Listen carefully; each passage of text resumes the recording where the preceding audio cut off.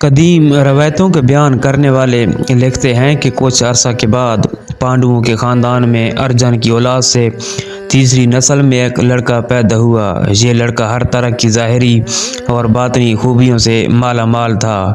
جب یہ تخت پر بیٹھا تو اپنی ان خوبیوں کی وجہ سے اپنی رعایا میں ہر دل عزیز ہوا۔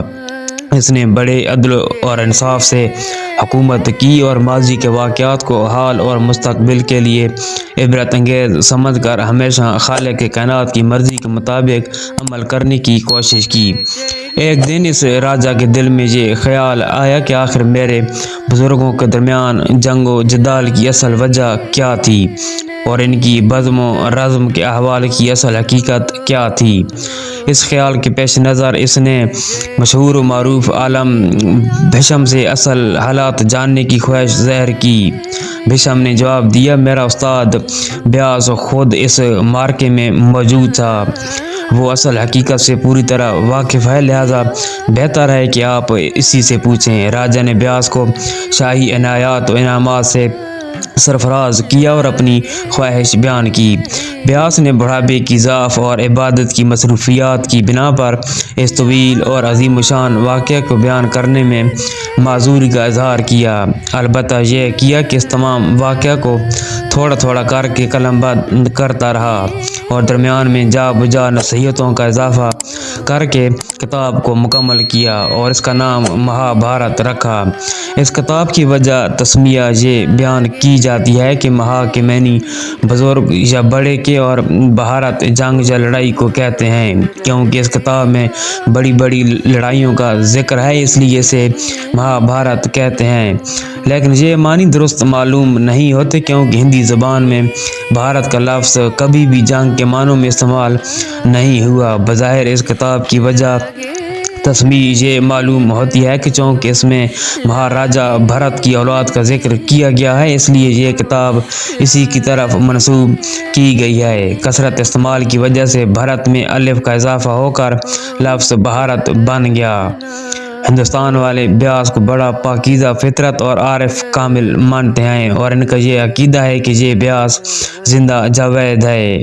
بعض ہندو عالموں کے نزدیک یہ ماننا عین حق ہے کہ ہر ایک میں انسانوں کے گروہ سے ایک ایسا انسان اٹھتا ہے جو لوگوں کے اخلاق و عادات کی اصلاح کرتا ہے، ایسے شخص کو بیاس کہتے ہیں، اور بعض اس بات پر عقیدہ رکھتے ہیں کہ وہ شخصیت جو بیاس کے نام سے موسوم ہے زمانے کے رواج کے مطابق مختلف لباسوں اور صورتوں میں منزل عام پر آتی رہتی ہے۔ بہرحال کچھ بھی ہو، اس عالم فاضل بیاس نے برہما کے الہامی کلام دید کو تفصیل اور شرح کے ساتھ 4 کتابوں میں تقسیم کیا ہے۔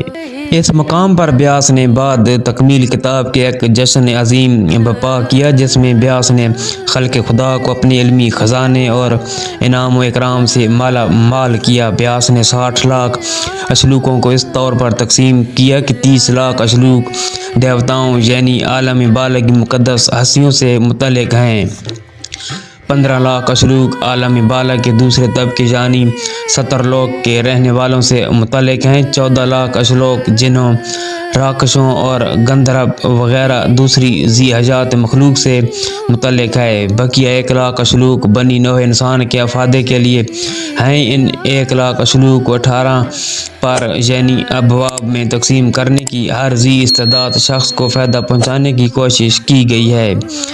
یہ 1 لاکھ اشلوک اب تک محفوظ ہیں اور انہی کے مجموعے کو مہا بھارت کہا جاتا ہے۔ ان اشلوکوں کی تقسیم اس طرح کی گئی ہے کہ 24,000 اشلوکوں میں کوروں اور پانڈووں کی معرکہ آرائی کا احوال قلم بند کیا گیا ہے اور باقی اشلوکوں میں مختلف طرح کے وعظ، نصیحتیں، مختلف داستانیں، روایات اور ان کی تفصیل و شرح ہے، نیز گزشتہ زمانے کے بزم و رزم کے واقعات بیان کیے گئے ہیں۔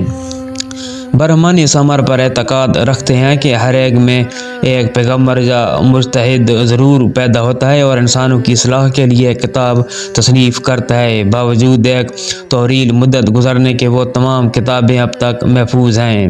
خطاً اور چین کے غیر مسلموں کی طرح ہندوستان کے غیر مسلم بھی یہی کہتے ہیں کہ طوفان نوح کے منکر ہیں۔ بعض ہندوؤں کا یہ عقیدہ بھی ہے کہ 2 مشہور ذاتیں برہمن کھتری تو شروع زمانے سے سے ہیں، یعنی ہمیشہ سے، اور بقیہ ذاتیں تیسرے دوا پرے کے آخری اور چوتھے کل یک کے ابتدائی زمانے میں پیدا ہوئیں۔